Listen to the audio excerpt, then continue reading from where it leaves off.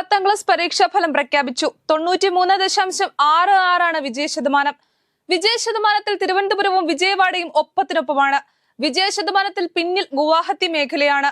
വിജയിച്ചവരിൽ 95% പെൺകുട്ടികളും 92.63% ആൺകുട്ടികളുമാണ്. +2 ഫലം രാവിലെ പ്രഖ്യാപിച്ചിരുന്നു. 88.39 വിജയശതമാനം. 16,92,794 വിദ്യാർത്ഥികൾ പരീക്ഷ എഴുതിയതിൽ 14,96,307 വിദ്യാർത്ഥികൾ ഉപരിപഠനത്തിന് യോഗ്യത നേടി. വിജയിച്ചവരിൽ 91.64% പെൺകുട്ടികളും 85.70% ആൺകുട്ടികളുമാണ്.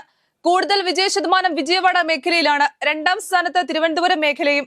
കേരളത്തിൽ ഞെട്ടിച്ച തിരുവനന്തപുരം നന്തങ്കോട് കൂട്ടക്കൊലക്കേസിൽ ഏകപ്രതി കേതൽ ജിൻസൺ രാജയ്ക്ക് ജീവപര്യന്ത തടവും പിഴയും വിധിച്ച് കോടതി. തിരുവനന്തപുരം 6ാം അഡീഷണൽ സെഷൻസ് കോടതിയാണ് വിധി പ്രഖ്യാപിച്ചിരിക്കുന്നത്. 15 ലക്ഷം രൂപയാണ് പിഴ വിധിച്ചിരിക്കുന്നത്. ഈ തുക അമ്മാവൻ ജോസ് സുന്ദരത്തിന് നൽകാനും കോടതി നിർദ്ദേശിച്ചു. കേതലിന് വധശിക്ഷ നൽകണമെന്നായിരുന്നു പ്രോസിക്യൂഷൻ വാദിച്ചത്. എന്നാൽ അപൂർവങ്ങളായ കേസായി കോടതി ഇത് പരിഗണിച്ചിട്ടില്ല. തിരുവനന്തപുരം വഞ്ചിയൂർ കോടതിയിൽ ജൂനിയർ അഭിഭാഷകയ്ക്ക് ക്രൂരമർദ്ദനം. സീനിയർ അഭിഭാഷകൻ ബേലിൻ ദാസ് ആണ് മർദ്ദിച്ചത്. ജൂനിയർ അഭിഭാഷക ശ്യാമിലിയെയാണ് മർദ്ദിച്ചത്.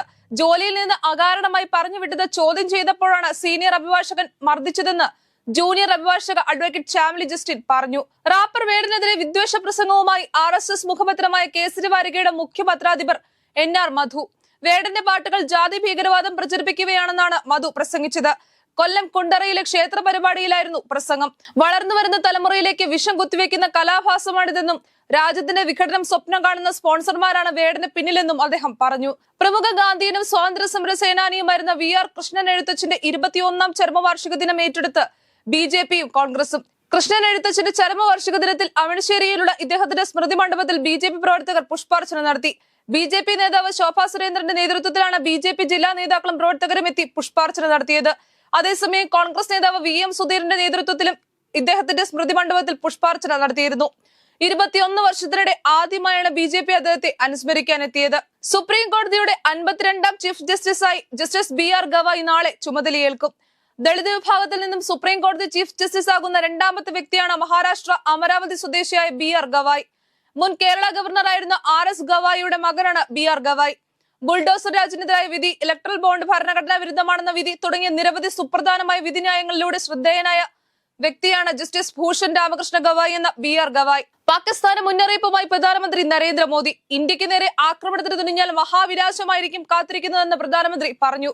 പാകിസ്ഥാന് സമാധാനമായി ഉറങ്ങാൻ കഴിയില്ല എന്നും ബ്ലാക്ക് മെയിലിംഗിന് മുന്നിൽ വഴങ്ങില്ല എന്നും ഭീകരവാദികളെയും അവരെ പിന്തുണയ്ക്കുന്നവരെയും ഒരുപോലെയാകും പരിഗണിക്കുകയെന്നും പ്രധാനമന്ത്രി പറഞ്ഞു. പഞ്ചാബിലെ ആദംപൂരിലെ വ്യോമതാവളത്തിൽ സൈനികരെ അഭിസംബോധന ചെയ്തുകൊണ്ട് സംസാരിക്കുകയായിരുന്നു അദ്ദേഹം. പഹൽഗാം ഭീകരാക്രമണവുമായി ബന്ധപ്പെട്ട് ഇന്ത്യ നടത്തിയ ഓപ്പറേഷൻ സിന്ദൂരിൽ 11 പാക് സൈനികർ മരിച്ചതായി പാകിസ്ഥാൻ സൈന്യം സ്ഥിരീകരിച്ചു.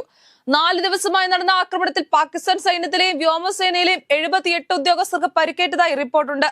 അതേസമയം ഓപ്പറേഷൻ സിന്ദൂറിന് പിന്നാലെ ജമ്മു കാശ്മീരിലെ ഭീകരർക്ക് കനത്ത തിരിച്ചടി നൽകി സുരക്ഷാ സേന.